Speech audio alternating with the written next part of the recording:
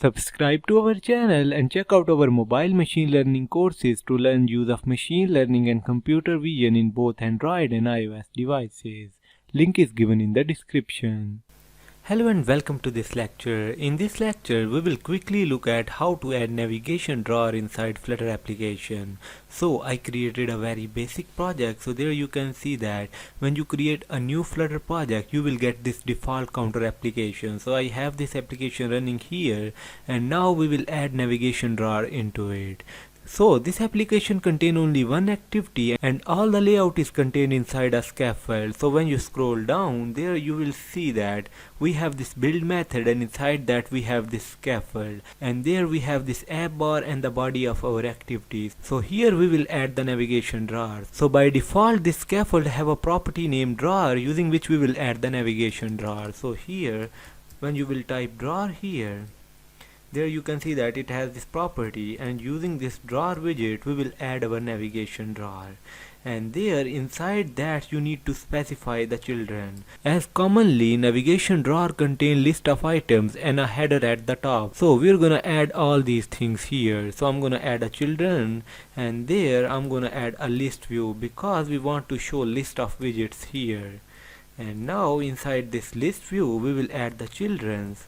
So this children, and there you can specify the children. So our first element should be our drawer header. So using this drawer header widget you will add a header here, and here inside this widget you can add a child, which can be anything like an image or a text or any other widget you want. So I'm gonna add an icon here.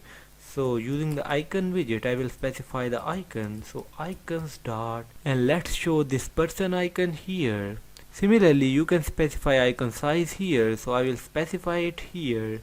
So let's set it to 100, and when I press Ctrl plus S you will see that the changes will be updated, and there we will have a drawer icon. So there you can see that we have this icon. So when I will open it, you can see that we now have a navigation drawer, and we have this header at the top which is showing this icon. Similarly we need to add other items which will be shown inside navigation drawer. So below this drawer header we will add those items. So I'm gonna use list style widget because it gives you an option to add both text and icon, which are usually present inside navigation drawer. So list style, and here inside that you can specify the title. So I'm gonna use this title property, and there I'm gonna add a text widget here, and I'm gonna set, let's say, the text to home. Similarly using the leading property you can specify the icon here. So I'm gonna use this icon widget. So icon, and here we will specify an icon like, let's say, this one for now.